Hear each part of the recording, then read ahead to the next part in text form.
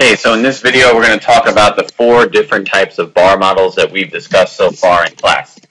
Let's see if you can name them all. I'll give you one. There's combining. Take 5 seconds to see if you can come up with the other 3 kinds we've talked about so far. Okay, let's see how you did.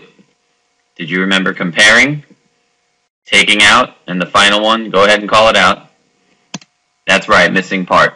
And you'll notice, and maybe you know why, I actually colored these two the same, the comparing and taking out.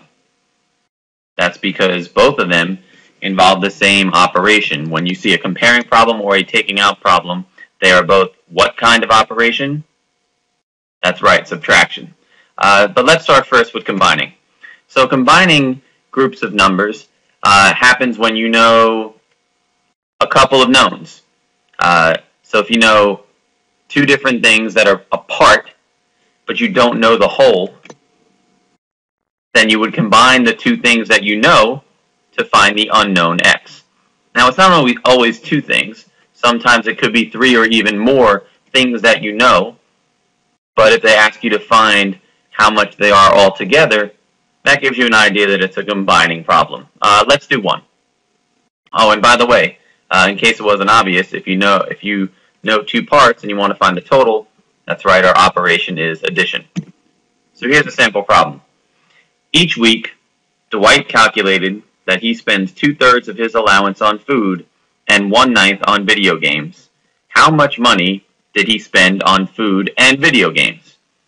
Okay, so let's think about this for a second. What are the 2 things that we know? Go ahead and tell me now. And which one do you think goes in this box here? Is it the 2/3 of his allowance on food or the 1/9 on video games? You're right, 2/3 on food because that's a larger amount than the 1/9 on video games. We're not going to solve this problem now, but this is clearly a combining groups of numbers because we would solve it by adding 2/3 and 1/9 to find out how much he spent on food and video games. Now, keywords. What are some keywords that sometimes, and it doesn't always work, but sometimes when you see these words, it might tip you off that it's a combining bar model? Go ahead, call them out. Did you call out these 2? Because these are the 2 I was thinking of. In all or all together. And it's interesting, though, that this problem didn't have either of those keywords, but you knew because it was asking you to combine food and video games that it was a combining problem that requires you to add. All right, let's move on to taking out. Taking out of a group, you actually know the total, and you know a part, and you're trying to find out the unknown is the part that's missing. Okay, and as you can see, first of all, nice shoes, by the way. If you know the total and you know a part, you need to subtract the known total from the known to get the missing part. So taking out of a group is done with the operation of subtraction. Here's an example. Marvin bought ½ pound of gummy bears. He ate 1/3 pound on his way to school. How many gummy bears does Marvin have left? Okay. So we have 2 pieces of information, the ½ pound of gummy bears, and that he ate 1/3 pound on his way to school. Which one is the known total? That's right, the ½ pound is the total, because that's how many gummy bears he had, and then we're going to plug in that he ate 1/3. So the unknown, the x, represents how much he has left. Okay, and you can solve that, we won't do it now, by doing the subtraction problem, 1/2 minus 1/3. How about some key words for taking out of a group? Go ahead, call them out. Yeah, I was only thinking of one, and the one I was thinking was how much do they have left. Now, most taking out of a group problems involve something with a total and something being taken out. Sometimes hair can get cut, sometimes money can get taken, or someone gives something to somebody else. Those are all situations that are taking out of a group. Next up, comparing. In comparing, you know 2 things. There's one known. and another one is usually smaller. And they ask you to compare how much bigger the big one is than the smaller.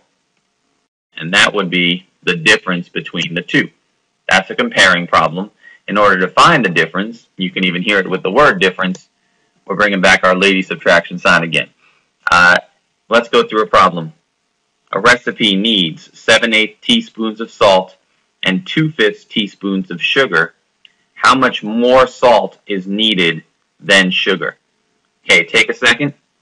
We have our two knowns, as you can see, 7/8 teaspoons of salt and 2/5 teaspoons of sugar. That's right. So, which one goes on the top, which one goes on the bottom? Go ahead and call it out now and see if you're right. Okay, if you had the 7/8 teaspoons of salt on top and the 2/5 teaspoon of sugar on the bottom, you would be correct. How much more salt is there than sugar? Well, that's the difference right here, and you would find that by doing subtraction. Keywords for comparing problems. Go ahead and call them out. I know there's probably a lot, but the key here, and I put down two of them, more than, further than. If you see that word than, it often means that you're comparing two things, and can sometimes clue you into the fact that it's a comparing problem. How much more salt is needed than sugar? All right, one more bar model type to go. My personal favorite, the missing part. And the most important part about a missing part problem is that the problem has to be about one whole something. It could be a whole test. It can be a whole hour. It can be a whole apple, something. And then it gives you some parts of the whole. So maybe you know that part, and you know that part, and then it asks you for the unknown. And there's your unknown right there. Now, let me give you an example. This might help. For the last hour Mr. Negron was awake, he spent 4/8 of the hour making homework and 1/8 of the hour talking with Miss Dabrowski. She's my wife. He spent the rest of the hour watching TV. What fraction of the hour did he spend watching TV? Okay, so take a look at the problem again. See if you can figure out what is known, which thing goes in this known, which piece of information goes in that known, and what you think we might change this to. Go ahead and take a second and do that. All right, let's start with the one whole. In this case, what's the one whole in this problem? Go ahead and call it out. Yeah, the one whole is the hour. It's one whole hour that this problem is talking about. And the parts that we know that Mr. Negron did was he spent 1/8 of it talking with his wife and 4/8 of it making homework. We don't know this part. Okay, and we're going to talk about how to figure out that part in a second. What do you think you're supposed to do to figure out this unknown? Go ahead and talk it out. Yep, the first step is that you're supposed to add the 1/8 and the 4/8. You add what you know. Kipsters, what's 1/8 and 4/8? Call it out. Yes, that's 5/8. And now comes the tricky part. How do you use this 5/8 to figure out the unknown? Give you a hint. It has something to do with one whole hour. That's right. You actually subtract the whole and the 5/8. I mean, look at it. If you take the whole hour and you take 5/8 away, that's what you have left. The only problem is, how the heck do you do that? Well, if you make 1 speak the language of eighths, that would be 8/8 minus 5/8 is 3/8, which would be our unknown. Okay, so those are the 4 different types of bar models. Now it's your turn. I'm going to give you some problems, and you guys are going to have to figure it out on your own. So here we go. Oh my goodness, I almost forgot. The key words. I'm thinking of 2. Call them out if you think you got them. The rest. And the word remaining. He spent the rest of the hour watching TV, or he spent the remaining part of the hour watching TV. Those might clue you into the fact that it's a missing part problem. All right, now for those questions. First one. Helen's phone weighs 1/5 of a pound. Leslie's phone weighs 3/10 pound. Kenneth's phone weighs 1/2 pound. How much do these phones weigh all together? Okay, first thing I do, I often reread it. I reread the problem, I try and find my key information, and I circle it. Alright, that's important. The fact that Leslie's phone weighs that much, and Kenneth's phone, and I underline that question, how much do these phones weigh all together? Alright, well, first thing we got to do is figure out what kind of problem this is. So go ahead, think about it, and call it out when you have it. Alright, let's see if you were right.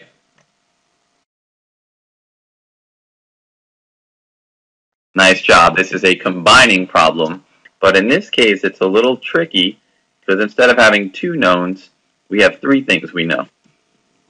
And what's interesting about this problem is that all of these fractions have a different denominator, so when that happens, I think you all know we need to make the fractions speak the same language. That's right. In other words, find a common denominator. So why don't you go ahead and do that now? I'll pause the video, or you can pause it. And then press play when you figured out the common denominators. Alright, did you get an answer of this? Here we go. I made 1/5 equivalent to 2/10, and that's what Helen's phone weighs. 3/10 stayed the same because I made the common denominator 10, and Kenneth's phone weighs 5/10. Alright, so now I'm going to pause the tape again. I want you to pause the tape again. Go ahead and draw what the bar model would look like. Use the equivalent fractions we just made and make sure you label them. Go ahead and pause the tape now and make your model.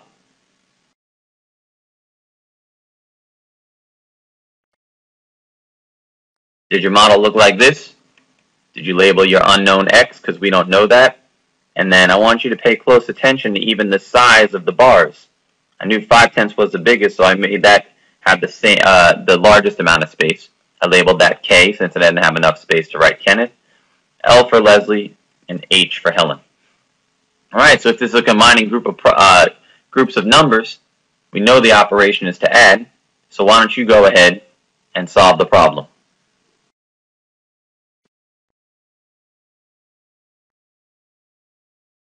Alright, so the next step I got is I'm adding 5/10, 3/10, and 2/10. What'd y'all get? Call it out. Yes, 10/10, which actually equals 1 pound, and we always want to make sure we want to rewrite the answer in a complete sentence. So the answer all the way in the bottom here is the phones weigh 1 pound altogether. So a good example of a combining bar model. Next up, Stan has 2 boxes of Trix because he was hungry. He eats 3/5 of one box so far this week. How much Trix is left? Alright. Same thing as always. I'm going to reread the problem, try and find that key information. Looks like the fact that he has 2 boxes of Trix and he eats some of it is super important. And of course the question is, how much Trix does he have left? Here are the 4 types. Go ahead and whisper what kind of bar model you think this is going to be. Let's see. You were right. It's taking out of a group. And what's interesting about this one is that we're not really making them speak the same language. We have 2 boxes, and he eats 3/5 of one box. So we can go ahead and just draw the bar model. So why don't you go ahead, pause the video, draw the bar model, and then press play and see if yours looks like mine. Okay, let's check it out. That's what mine looks like. Make sure you have the 2 boxes. That's your total. That's how many boxes of Trix he had to begin with. And then he ate 3/5 of them. And you want to find out how much is left. Alright, so call out what operation, if this is a taking out of a group problem, are we going to be doing? Call it out. Go ahead. Yeah, it's subtraction. And to find out what x is, x would just be equal to 2 minus 3/5. Like that. Go ahead and solve that now. Just press pause on the tape. And you better use those jumps, people. You know what I'm talking about. Go ahead. Alright, take a look. 3/5 jumps to 1. That's a jump of 2/5. Then 1 to 2, which was our final. Total was a jump of 1. So put all together, that's 1 2/5. Our final answer, there are 1 2/5 boxes of tricks left. There's an example of a taking out of a group problem. Couple more to go. Let's check this one out. Tip Infinity's journalism crew is already at work on our first paper. On the back page, they would like to have 3/4 of the page be current events, 1/6 advertising, and the rest be dedicated to sports. What fraction of the page would be dedicated to sports? You know the deal by now. I reread it. I try and find the key information. Let's see. 3/4 of the page is current events, 1/6 advertising. There's another piece that I think is important. Why don't you go ahead and call that out? You're right, super important. The rest has to be dedicated to sports. We're going to underline our question. What fraction of the page would be dedicated to sports? Take 5 seconds. Just call out what kind of problem you think this one is.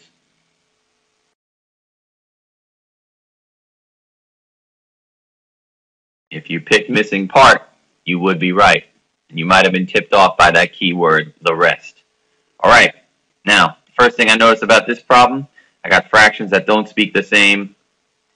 So I'm going to have to make them speak the same language by creating, that's right, equivalent fractions. Pause the tape. Go ahead and make some equivalent fractions now. Let's see what denominator you chose and if it's the same as mine. Go ahead and press pause. All right, did you pick the same denominator as me? Did you pick 12ths? If you didn't, don't freak out. You could have done 24ths as well, but I chose 12ths. And I got 3/4 equal to 9/12. That's for current events. I got 1/6 equal to 2/12. That's advertising. All right, now that I made them speak the same language, I need to draw my bar. Remember, this is a missing part bar. I want you to draw it now, and please label what the whole means in this problem.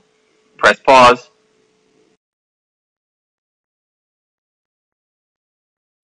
All right, did you make your bar? All right, take a look if it looks the same as mine. Check it out. The whole in this problem is the whole back page of the newspaper. And it's 9/12 current events, 2/12 ads, and that unknown, what's that unknown for? All right, that's the amount for sports. Okay, now it's your job to figure out what X is equal to. What's that first step that you need to do for a missing part problem? Go ahead, call it out. Yeah, you have to add what you know, and that'll get you 11/12. Now press pause and try and figure out what that X is. If you know 11/12, see if you can figure out what the X, that unknown, is equal to. Press pause, take a minute, and go ahead and solve it. All right, you're back. I'm hoping you got this answer. It's one whole, the whole page, minus 11/12. Make the whole speak the language of 12ths. It's 12/12 minus 11/12. 1/12 of the page would be for sports. You can always check. If you're not sure that answer makes sense, plug 1/12 in here and add it to 2/12 and 9/12, and I bet you will get one whole, which is for the page. Nice job. One more left. Jane worked for 5/8 of an hour and then rested for 1/3 of an hour. How much longer did she work then rest? All right. Take your finger. Go ahead and circle on the screen. I know you can't do it because you're not going to write out the problem, but go ahead and circle it. Sorry for that popping up. Go ahead and circle this. She worked for 5/8 of an hour. And that's important too. She rested for 1/3 of an hour. How much longer did she work than rest? What kind of problem is that? Go ahead and call it out. Let's see how you did. Yes, it was a comparing problem. And once again, we have two fractions that don't speak the same. So you better make them speak the same by creating what we call, that's right, equivalent fractions. Press pause. Make them speak the same language. I'll be back in a minute. No, seriously, press pause now. All right, you're back. Did you find a common denominator? Call it out. What did you get? You made it speak 24ths just like me. I got 5/8, I made it equal 15 24ths. I got 1/3, I made it equal to 8 24ths. That's how much you worked, that's how much you rested. Which bar, well actually let me give you time to make the bars. So go ahead and make your bars. And think about which bar should be longer. Press pause.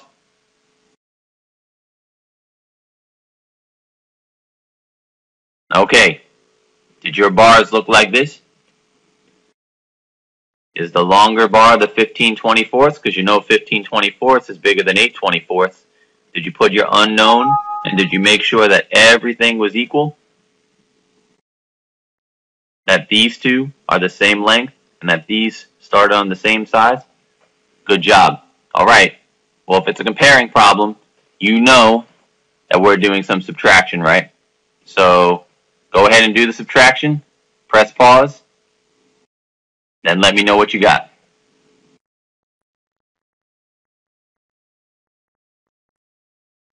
Alright, we're back. 15 24ths, x equals 15 24ths minus 8 24ths. You know I want to make those jumps. You got 8 24ths to 15 24ths. That's 7 24ths. And our answer, she worked 7 24ths of an hour more than she rested. Now you all can rest because you did a great job working on these word problems. Go back and watch it again. There's more types of bar models to come, but these first 4 are super important. As always, thank you for listening. I love y'all. Peace out.